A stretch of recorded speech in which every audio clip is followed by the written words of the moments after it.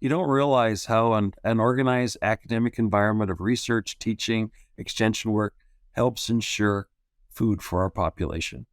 And a hungry population is a rebellious population.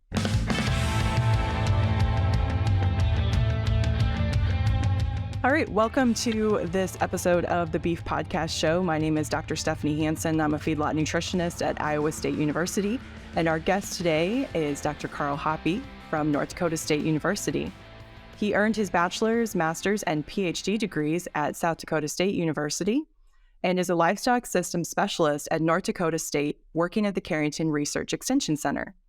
Karl has been with the university since 1990 and has earned multiple national honors for his extension efforts, including most recently being named to the National Association of County Agricultural Agents Hall of Fame in 2022. Karl provides nutritional and management education for beef, cow, calf, and feedlot sectors as Extension Livestock Systems Specialist. For over 28 years, he has conducted cattle feeding projects where cow-calf producers experience custom feeding, carcass data, and profitability of feeding cattle. He's worked with producers to develop a cattle finance cooperative, cattle feeding partnerships, and cattle slaughter and processing businesses. Working with agents, producers, and youth, Dr. Hoppe provides a well-balanced extension program in livestock production. So welcome, Karl. Thank you. All right. So we were chatting in our pre-show and realized that we were kind of neighbors maybe at one point. So you're originally from Northwest Iowa, which is the same part of the world that I'm from. And we were talking about your journey, about how you ended up getting multiple degrees at South Dakota State. So do you want to start with us there and give us a little bit of your background that kind of led you via South Dakota and eventually resulted in North Dakota? Well, how do I start out? Dad was a farmer for over 50 years, and my grandfathers were both farmers before then. And Mom's 102 years old, still 101 years old, living out on the farm by herself yet, back home in Iowa. And of course, I've always enjoyed the issue of farming. Thought we should go off to college because our family believes in that. And I went to South Dakota State University, studied animal science, and got out of there as quick as I could. Came home, worked in the feed industry for for a few months as a salesperson. And I had applied to grad school with one person at one location at South Dakota State University. And that embarked my graduate career, where I was a sheep unit manager for 7 years, working full-time for the university. And so consequently, I got my bachelor's degree in reproductive physiology and sheep production. And my PhD was then I switched over to feedlot nutrition with Robbie Pritchard and finished my doctorate there. And then after I finished my doctorate, I looked for opportunities and was a sheep extension specialist at North Dakota State University here at the Carrington Research Extension Center for 2 years. And at that point, that grant funded position turned over to state funded. And then I started doing cow-calf work as well as feedlot work in North Dakota. And at that time, we wanted to see more cattle being fed in North Dakota. And we kind of smiled because back then it was like, you can't feed cattle to finish in North Dakota. It's too cold. That was the paradigm that was existed. And we did projects to prove that, no, that's not the case. We can do it up here. People don't really want to do it up here. That's a different story. But our feed costs are cheaper just because of our location. Feeding cattle in the winter is a wonderful opportunity because you just deal with snow, but no mud because it freezes up. We traditionally just say it's the poor man's concrete, frozen ground, and it freezes up in November and stays that way until March. Let's talk about that a little bit. So first of all, on your background, right? So it's a pretty fascinating combination of the sheep reproduction aspect and then going to working with Robbie to do the feedlot nutrition side. But a pretty cool combination for somebody destined for extension, right? Where you guys have to be a jack of all trades, right? So tell me a little bit more about how you think that background set you up for success kind of in your position. Well, reproduction is really important in cow-calf herd or sheep production, and knowing the physiology behind that certainly makes you aware of how reproduction is. It's amazing it can be accomplished, and we have rebreeding rates that occur every year that are quite high in our cow herd and our sheep flocks. Not everybody is always that lucky to have things be bred up that easily, but that's the way our livestock species are. But I realized we turn the bulls in and the rams in with the livestock once a year, right? Because of gestational length, the way things work. Yep. But we eat every day. So I looked where the opportunities are, and feedlot nutrition was a real deal. So Back when I got my degrees at South Dakota State, you got to realize a lot of World War II veterans were the professors at that time. And just when I was in grad school, most of those guys were retiring. They'd Okay. reached that age. So we brought in a whole new crew of younger researchers and professors, of which Pritchard was one of them. So consequently, I got my bachelor's degree under the old faculty and my doctorate under the new faculty. A lot of people like to look at changing your locations for different degrees just for a breadth of knowledge and information. But when you're working full time, that doesn't always work itself out. So I really thought the opportunity to work in nutrition certainly helped. And of course, when I was a livestock extension specialist, we talk about feeding every day. Yeah, absolutely. And, when we talk about the cost of cattle production, we talk about, 60 to 65% of those costs being associated with nutrition. And obviously, it's really important to make sure we get a live calf on the ground every year. But I like the analogy of we breed once or twice a year if we haven't done everything great and we have to feed every day. So that's pretty interesting. I'm curious about this concept of trying to having a full-time job and being in grad school at the same time, right? I definitely was a full-time graduate student, and that was a lot of work just by itself. I sometimes get advisees who will ask the question of, well, I'll just go work for a while and then I'll come back to grad school, or I'll try to do it concurrently. So tell us a little bit about the challenges and opportunities that come with having a full-time job while trying to get your graduate degree. Well, working for a university is helpful when you're trying to go to get an advanced degree because there's tuition perks that come into place. So it's one way to help afford your college tuition or going to school by having a full-time job. Usually they allow one class per semester, tuition free. There's still fees and other things that you have to pay, but it's one way to help pay for the cost of graduate school. So the challenge, though, is that one class per semester, it takes quite a few years to work through all that. Well, Right. normally you'd be taking 3 or 4, depending upon what's going on. I did that for quite a few years. That's why it stretches itself out. But I realized when I got to do my research for my PhD, I had to quit a full-time job and just focus on that. And then I have to remind myself what I thought would happen in 1 year took 3 years to do. I was in the laboratory doing heptafluoroisobutyl derivatives of plasma amino acids. And that was a technique using a gas chromatograph. And that was a technique nobody has really done. So it took a lot of time and it was very educational. Appreciate it. It probably stimulated my career of doing extension work and teaching work. And I haven't really walked into a lab since. I certainly am well versed in a lab, but I enjoy the live animals and the producers that raise live animals. So the interaction with the public and the people, I find that to be stimulating. I think that's such an important part of the role that extension folks play in our three-legged stool of the land grant system, right? So I have two of those legs with research and teaching appointments, and we might do some outreach presentations. But I love seeing our work get utilized by producers, right? And so having somebody who can sort of translate the magic that happened in the lab into something that actually becomes magic that happens on the farm or in the feedlot, that's amazing, right? That's why we do that work. And would you agree that you think you have a better appreciation for the first half of that equation because you did that work in the lab and you understand how, like a GC is more art than science, we like to say when we're training students on it, to then be able to take that and try to kind of simplify it and help producers understand what to do with that information? The problem is the time lag. Oh, totally. Amount of time it takes from that type of laboratory research to application. And of course, producers work the speed of light. Things happen really fast, and they'll change just in information or perception. And so to having a list of things that you can share with producers, it takes a large resource base to provide that to them. And there's the other thing I like to always point out. Actually, extension work's actually pretty hard because there's a lot of producers that are doing it right now, and there's a lot of things they're seeing and doing, but we don't have any research to prove they've been doing it right. But a lot of things are happening already that deserve to have investigation to find out if this is truly the case. Oh, absolutely. I can think of a couple of major, milestones in my research project. So I largely study like mineral nutrition.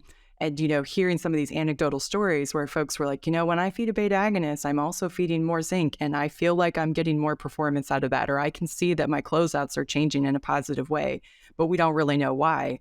Cue 10 years of research in the Hansen lab to figure out the mechanisms by which that's happening and then help others understand how to implement zinc nutrition differently in their programs, right? So I'm curious, though, because you're totally right on the time lag, right? That's one of our biggest challenges, along with funding. As a researcher, are there any things that we could do to try to shorten that lag or, speed up the time from when we start to learn our findings and get that into application? Well, it's really hard because part of your responsibility is to teach and to educate and train the next level of researchers through grad students.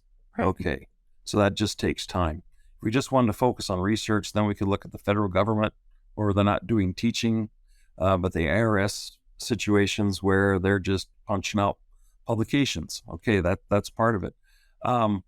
My view, though, is I think we need to have a combination type approach. And I think some of our grant programs are coming out there where especially happens in our sustainable ag research programs, where it requires producer involvement in the grant proposal. And if producer involvement isn't there, it's usually not funded. So that's forced to go ahead and have people, researchers, do a wide array of approach at first. Yeah. Can you tell our listeners a little bit more? So you're talking about the SARE program there, and I know from your bio that you've had some success as a part of that program. Can you tell us a little bit about SARE and expand a little bit more about this idea of how they get producers involved in research? SARE stands for a USDA program called Sustainable Ag Research and Education.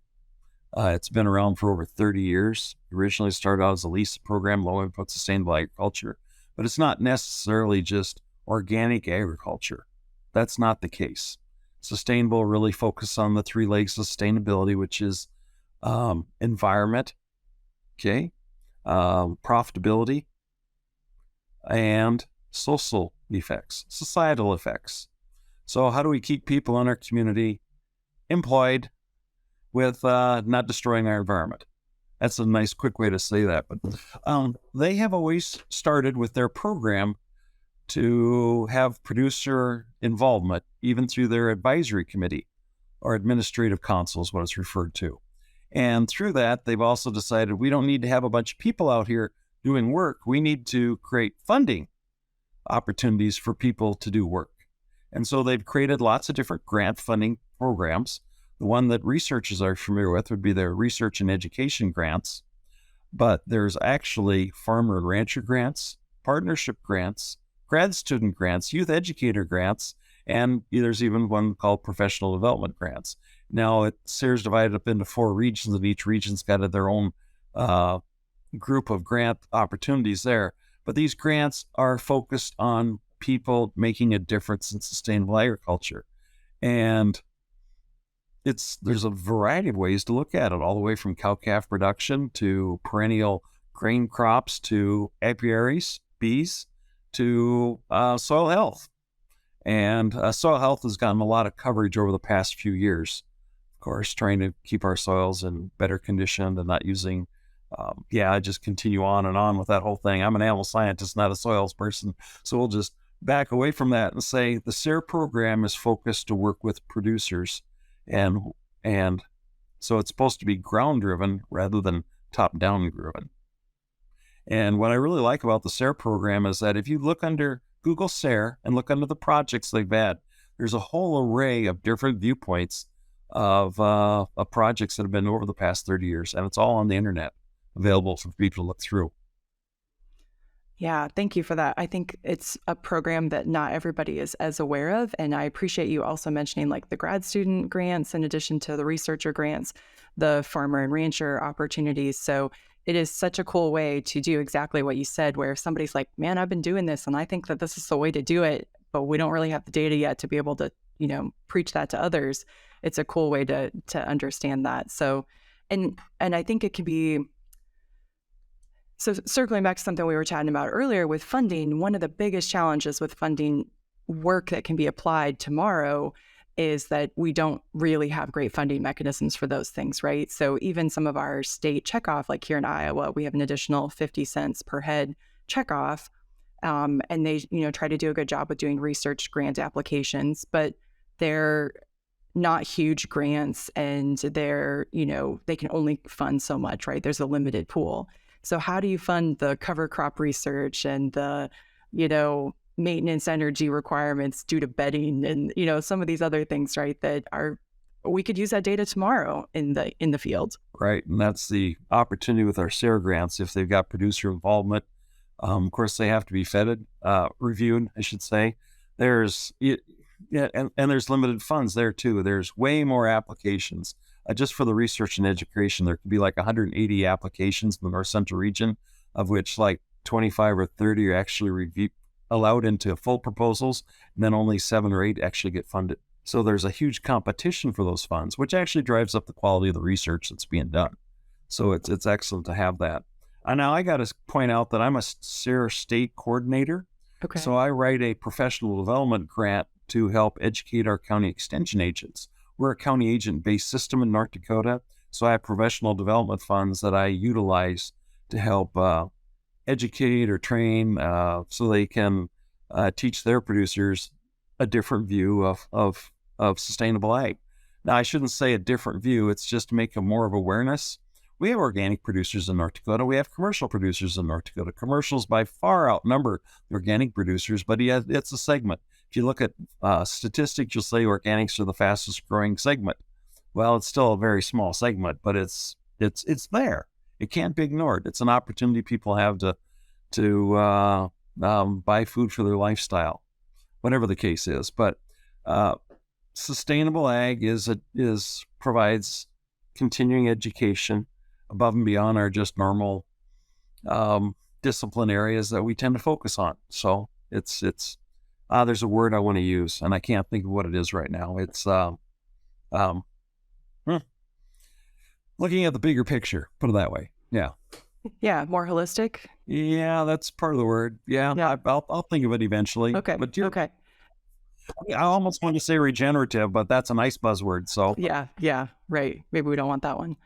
Yeah, well, I don't. Word. Yeah, regenerative is fine as long as we don't think you're going to live on 40 acres and a mule, right? And that's And then the real problem that I see is we've got people that say, well, my food is healthier than your food. Right. Which if that's true, that's good. But in reality, what they kind of said is your food's not safe to eat. And that's not true. Yes, I totally agree. Yeah, the niche markets are great. It's the part where we are busy chucking each other under the bus to make our own market look better. That's not okay, right? I mean, we've talked in this podcast before with prior guests how our biggest strength and our biggest weakness in the beef industry is the same thing, and that is our independence.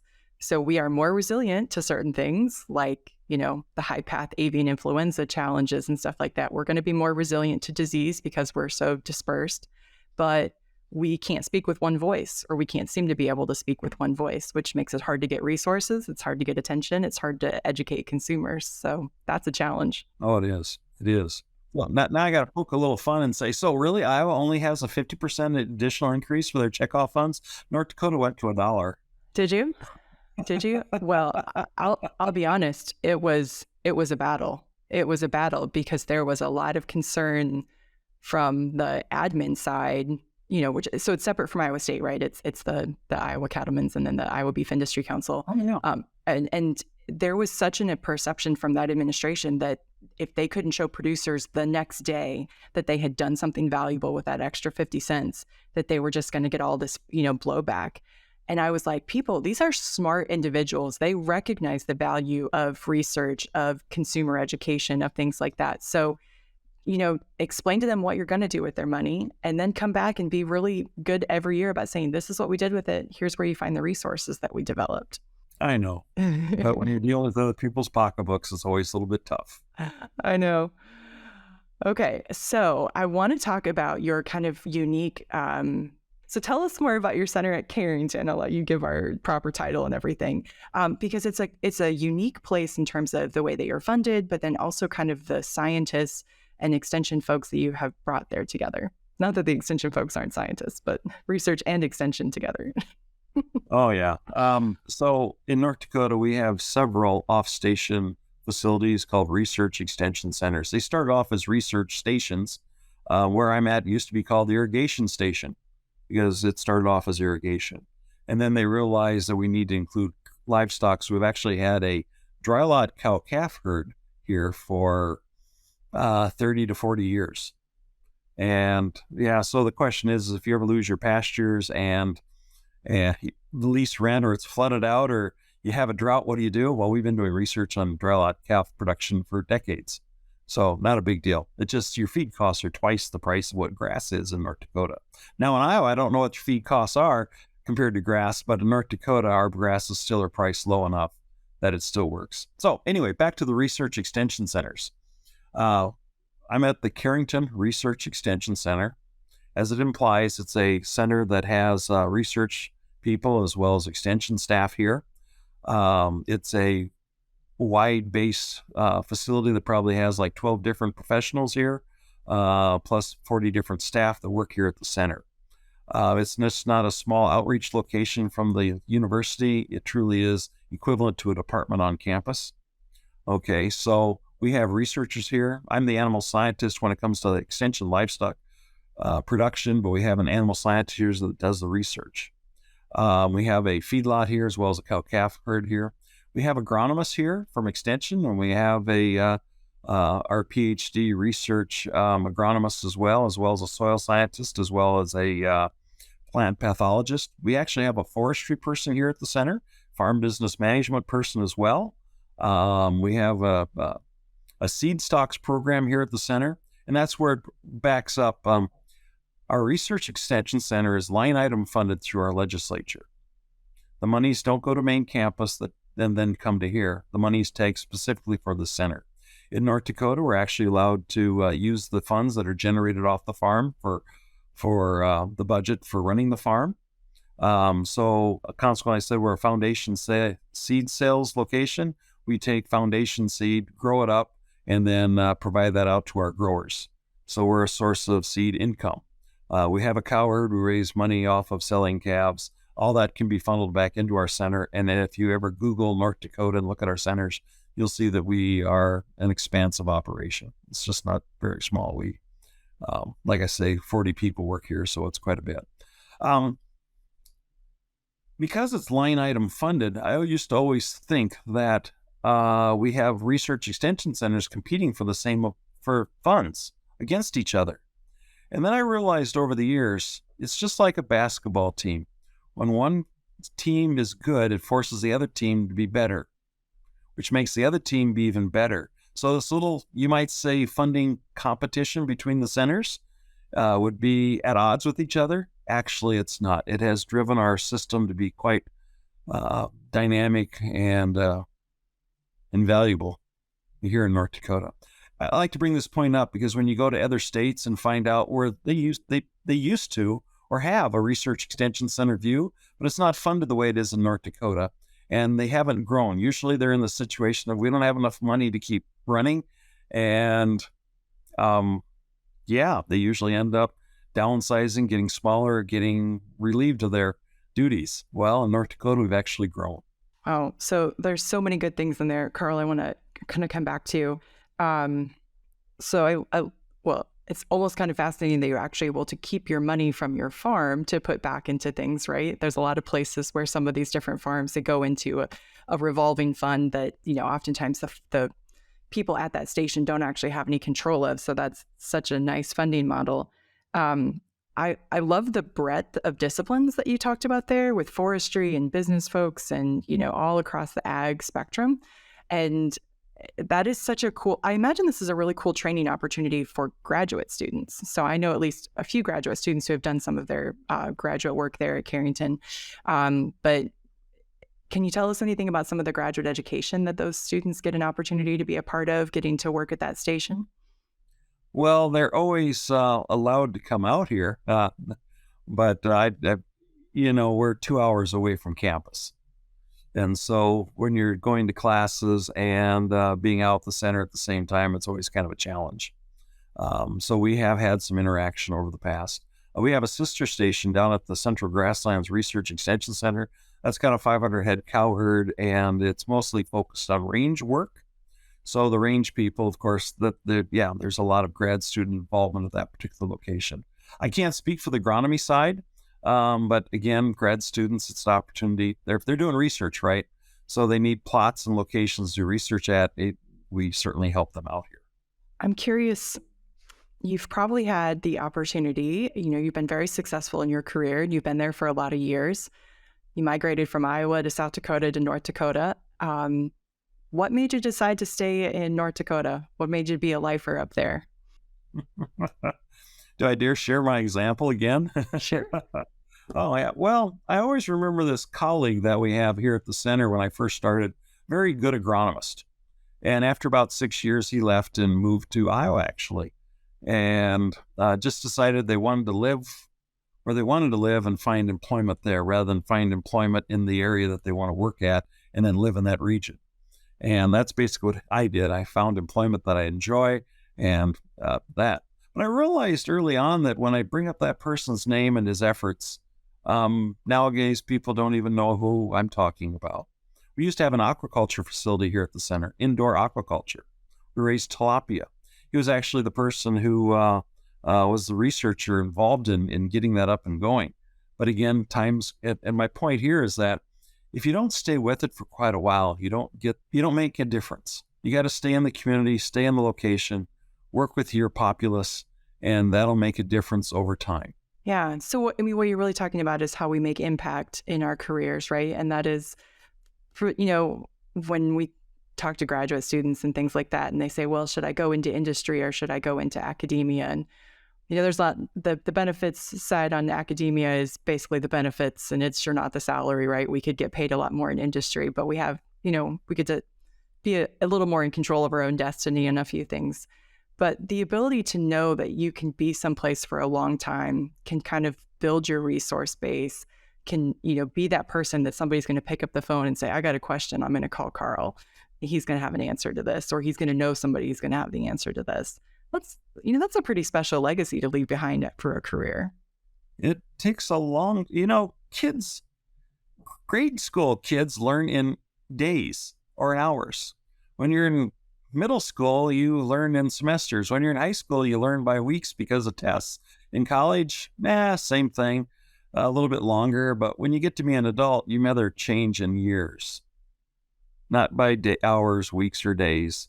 Or semesters, it's years. And it might take a decade before you'll make a production change in somebody's business because it's really hard. It's not only hard, but scary to just make an overnight change of $1 million investment or something like that. And once you do it, you're kind of stuck in with it. So those type of decisions and changes take a long time to happen. And then there's policy things that come along too. So we've seen a real growth in permitted feed yards in North Dakota over the past 20 years. Part of that's because of EPA's $319 and EQIP dollars that have helped funded these feed yards to be built in North Dakota. But I'd like to say university support in cattle feeding has played a role in decision making for producers in deciding whether we should do that or not. Part of it's for the environment, but the other part of it's business plan. Yeah, I think that's so true. When the university of a particular state decides to put the resources in an area that fits with the resource base that the state has and the interest, magic can really happen, right? You can align those things and you can expand and grow an industry very, very quickly. Yeah, that's fascinating. Okay, so my next question related to this was, I love this idea that you've been doing dry lotted cow work before doing dry lotted cow work was sexy, right? So, it's when corn prices hit $8, all of a sudden there was, some different opportunities there. And places like Nebraska and Iowa have very high pasture rental rates. So there's a lot of interest in feeding cows in confinement. But you said you've been doing that for 30 to 40 years. So I thought I'd ask this question. From your decades at Carrington, what would you say are a couple of the things that you're most proud of from the new ideas that were generated and maybe that implementation into your industry there in North Dakota? Well, I think the first one that shows up would be our change in paradigm. Two of them. One, we can't feed cattle in North Dakota because it's too cold. And the other one is we can't feed cattle in North Dakota because it's not profitable. Those are two big issues. I remember having a banker call me and said, so-and-so went bankrupt feeding cattle. We can't do that in North Dakota. They weren't going to support. Of course, our banking industry is very important when it comes to feeding cattle because cattle require a lot of capital or a lot of cash. Great economic development opportunities with the cattle production just because the dollars are involved. But the other thing is the cold weather in North Dakota. I always smile at that. Yeah, it's cold up here. We snowed in November and it'll probably melt in maybe April, but we don't deal with mud all winter long. Poor man's concrete is frozen ground, and we have a lot of it. Of course, when you get blizzard and snow, it builds up. We might have to get a track hoe in to move the snow out of the backside of the feed bunks. The cattle aren't eating on their knees out of the feed bunk, but that's just part of dealing with snow in North Dakota. But the cold weather, now realize, don't bring Tennessee cattle up to North Dakota when it's December. That probably ain't going to turn out to be very good. But North Dakota calves are acclimated to this weather, and we do have feed resources. When I moved here 30 years ago, it was kind of different. Sunflower, wheat, barley. Wow, we had those types of crops being raised up here. Now in our region, corn and soybeans. If it's not that, well, we do raise some wheat just because of Grandpa used to raise it. It's kind of, gotta live the old days once in a while. Sentimental. Yeah. And there is some barley being produced, but that's really turned over to the malting contracts. So feed barley is basically non-existent unless it didn't meet malt specifications. So you get up into Canada, they talk about using barley as a grain. You get into North Dakota, not so much anymore, just because we don't raise it. Canola is a big crop in North Dakota. Canola meal is definitely another protein source, but corn and soybeans, when you drive the countryside, that's what you see the most of. We've turned into Iowa. I have to say that being in Iowa, where I bet in the last 3 weeks alone, we've had 50-degree days and we've had minus 20-degree days. And we've had, just last week we had an inch of rain. And then 4 days later, we had 6 inches of snow. So this frozen ground that you speak of, this is not something we have seen very consistently lately.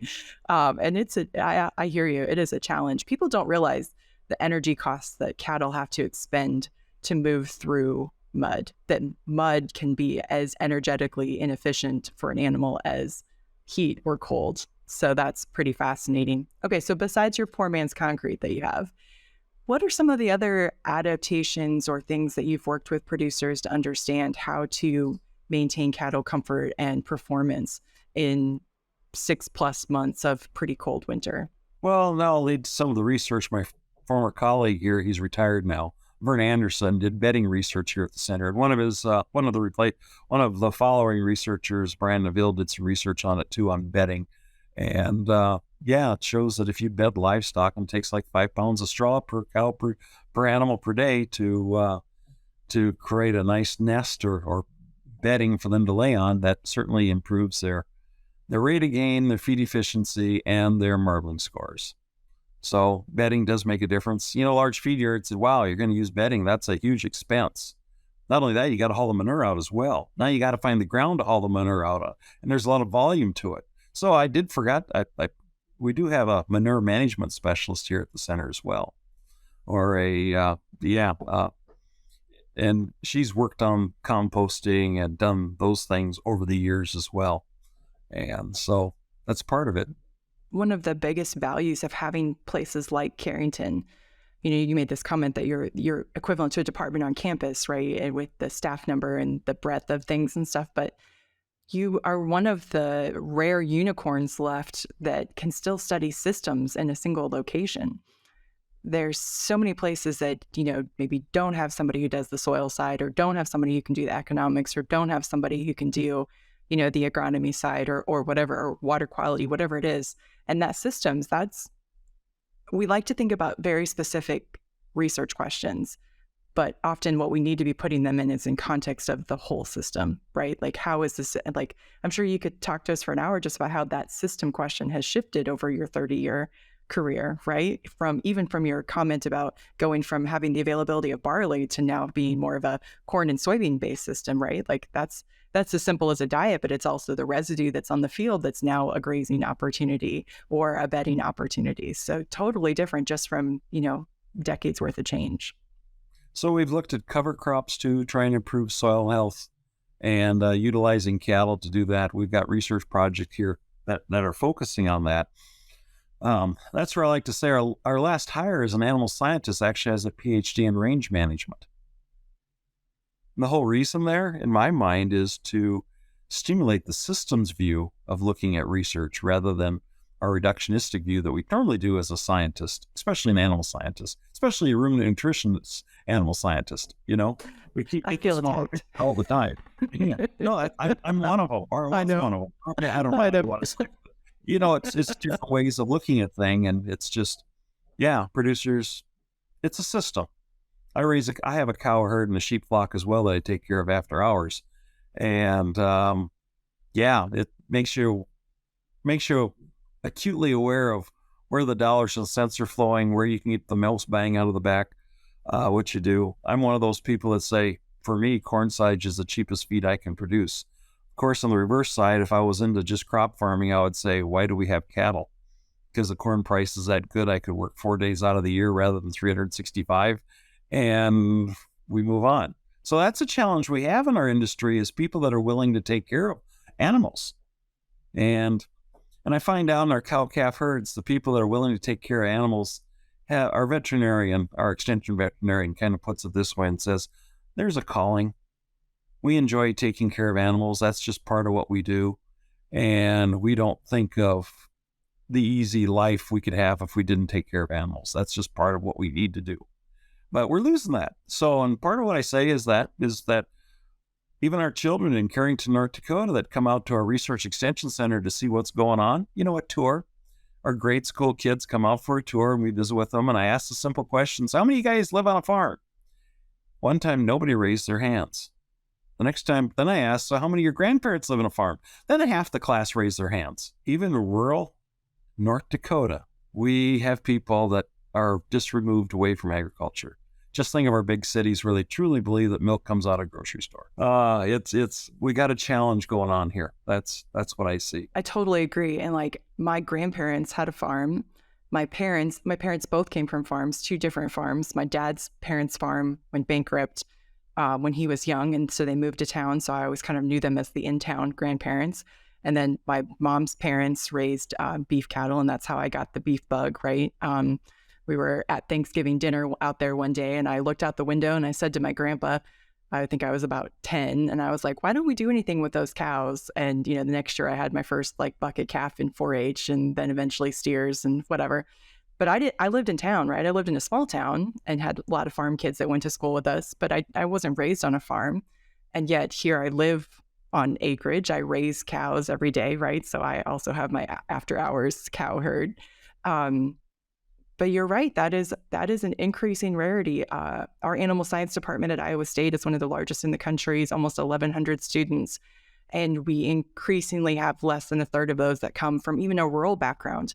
And rural doesn't necessarily mean that they came from a farm. So you're right. How are we going to find the individual who's going to feed cows during the blizzard because it needs to be done and because we need to have a quality protein for a growing world? That's why we need to have resources available for people to learn more about what they're getting involved with.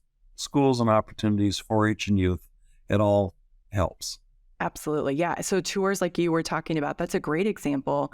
So tell us about some of the other youth activities that you've been involved with over the years that, are maybe working with kids who are from a farm, but also with the education of students of where their food comes from. I'm involved because we have a 4-H program in North Dakota. Of course, they need people to come and judge their livestock shows. So I do a little bit of that, but I don't, when it turns into a competition, I really try to stay away from that. I'd rather spend the time with the younger people that don't have very many, to the smaller fairs or achievement days that don't have very many people, and spend the time with the kids, letting them feel good about their project and understand what they took care of, because that's kind of a stressful day for them to be involved with. But no, my real job is working with adults. So that's a very competitive thing. We spend a little bit of time with youth, but most of my time is spent with adults. So tell us about your Feedlot school, because you mentioned that that was something that you hosted recently. Is that an annual event that you guys do up there? Yeah, it's an annual event we've been doing for 28 years. So I smile and say some of our new hires, we've been having this perpetual school go on longer than they've been alive. So, Yeah. wow, really? And I've been one of the teachers. But anyway, 28 years we've been doing a feedlot school. Why did we start the school? Because it's like, well, we have cow-calf producers, and some of them might have fed some of their cattle after weaning for a short period of time before they got rid of them. Why don't we feed them longer? And of course, finishing is part of the opportunity, but backgrounding is a huge opportunity in North Dakota. And we decided we should probably provide some science and knowledge based on cattle feeding. So we provided a 2-day school. Thought about having a longer school, but people have a hard time getting away from home in the first place. So we do a 2-day, fairly intense. We start at 9 o'clock in the morning, go until 9 o'clock at night. The next morning, we start at the feed yard looking at feed bunks at 8 in the morning, and we finish by 4 or 5 o'clock in the afternoon visiting a large feed yard besides. But we spend a lot of in-classroom time talking about cattle feeding. And, well, we have a waiting list for next year. This year's waiting list filled up the school before we even announced the school. Wow. So how many head do you enroll each time? We limit it to 25 operations, which might mean 25, because a lot of husband and wives show up, or partners, or father-son. This year, we actually had one person show up that'd been here 2 years earlier, bringing somebody else new with them.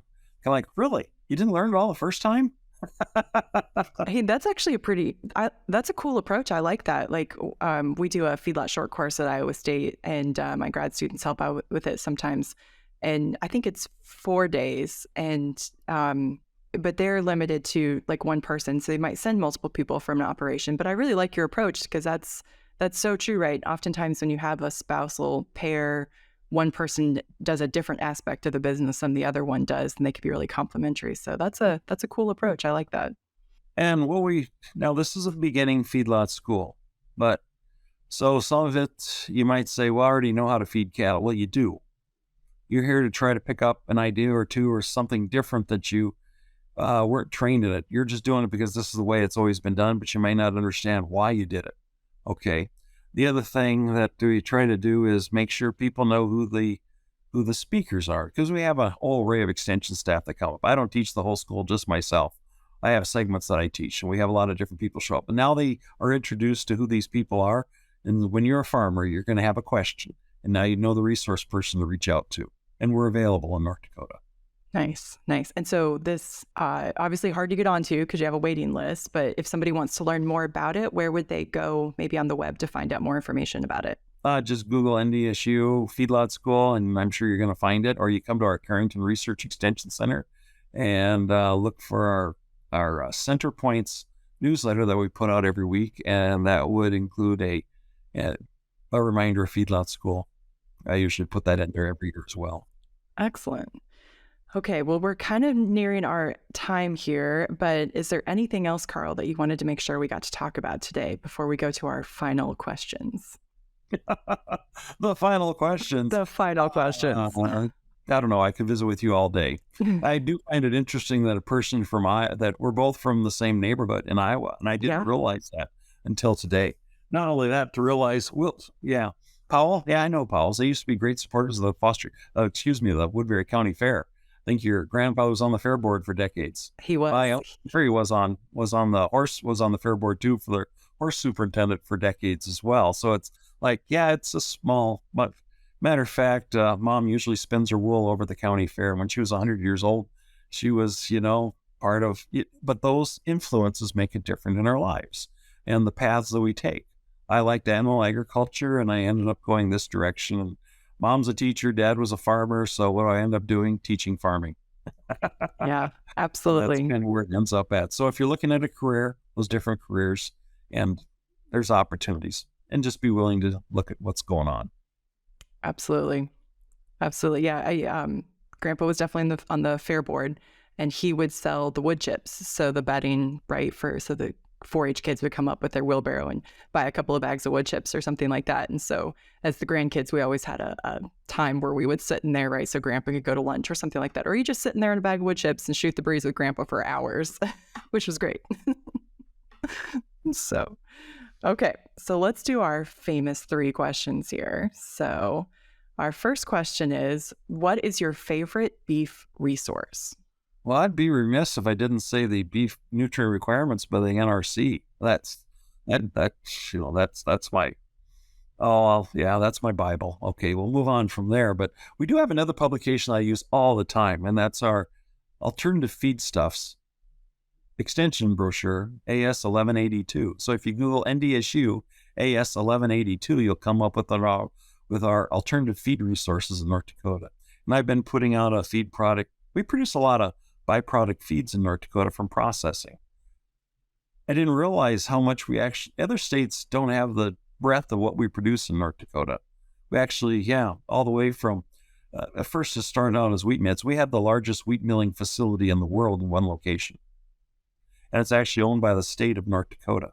It's called our State Mill and Elevator. North Dakota is unique in its perspective because we have 2 state-owned entities. One is the state mill. The other one's our own bank, the Bank of North Dakota. It's a banker's bank. So when you get a loan, state of Bank of North Dakota might end up buying that loan from the local bank and owning a part of it. Yeah, we have our own bank. Interesting, right? It is interesting to run our government. There's another thing that's unique about North Dakota. Our legislature meets once every 2 years. So for a state agency, we have a budget for 2 years. Wow. Not every year, every 2 years. It's great. Policies put in place for 2 years. Budgets are put in place for 2 years. You can move forward with things like that. If they need to meet more often, there certainly can be a special legislative session. But even our legislatures, I believe, are limited to 75 days that they can actually do business. They can't spend all winter there's a deadline to what they have to get done. So we have a unique policy difference. And I thought South Dakota and North Dakota, they share the same name, right? So they're basically the same. Oh, au contraire. Any different, like states. But and the other thing I need to point out is North Dakota is now one of, we're either the second or third largest oil producers in the United States.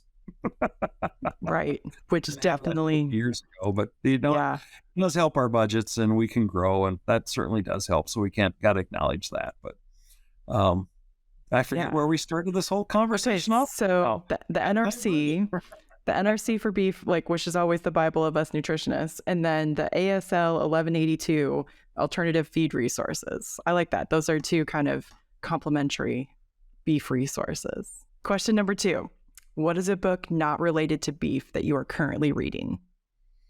So when I have to hop on an airplane and fly someplace, I usually go to the bookstore in the airport and pick up a Jack Reacher book.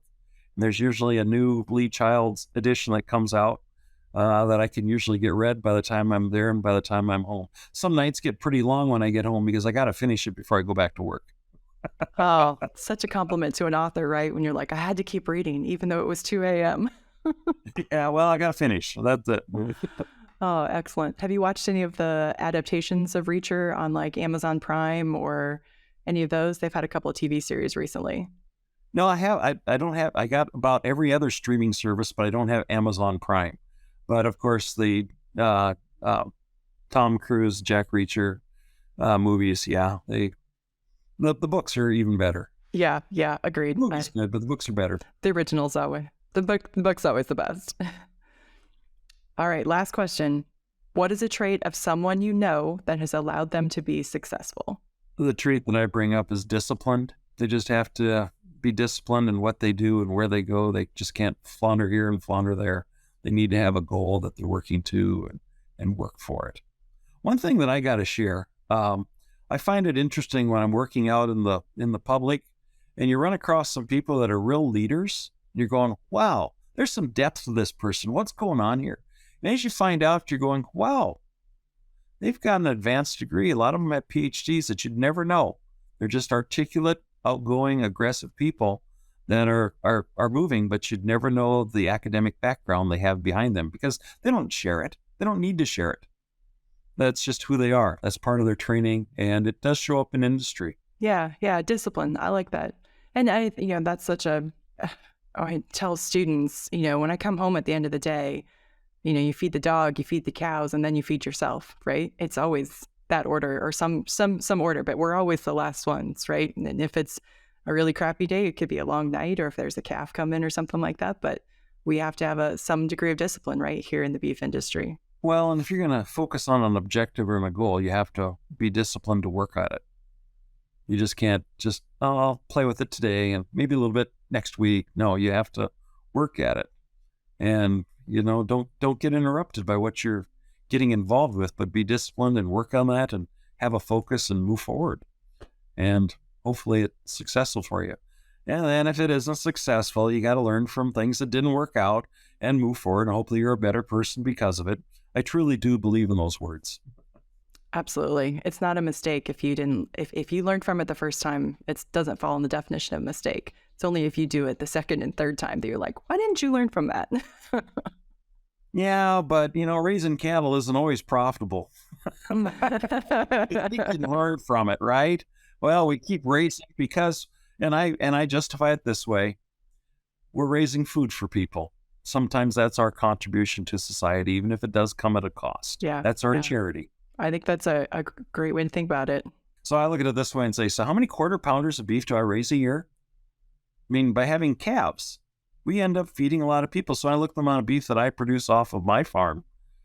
That's a lot of quarter pounders. Absolutely. And when you don't get paid, and when you end the year at a loss rather than a profit, just because of drought or death loss due to blizzards, that's all part of it. And maybe someday you can leave something to somebody that because it's inflated in value, but farming and that type of thing isn't easy. And that's why we don't see a lot of new people entering into farming, because it's not just an easy way to make money. But it is a good life, and you are taking care of animals, and you are providing nutritious food for people. So it's not a bad calling. You've provided things for the world and your community. Yeah, I mean, I think the same way you talked about making an impact in North Dakota by having a long-term career there, the beef individuals contributing to sustainable beef production are making impact on global food security.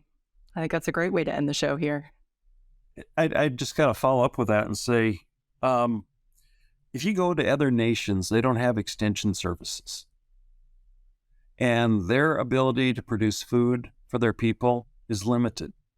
You don't realize how an organized academic environment of research, teaching, extension work helps ensure food for our population. And a hungry population is a rebellious population. So having food available I never thought that what we do for work and providing food security is what it is, but that's really what we do. Food security is a huge issue. And thankfully, our legislatures realize that in Congress. Absolutely. Well, Dr. Hoppe, it's been awesome to talk to you today.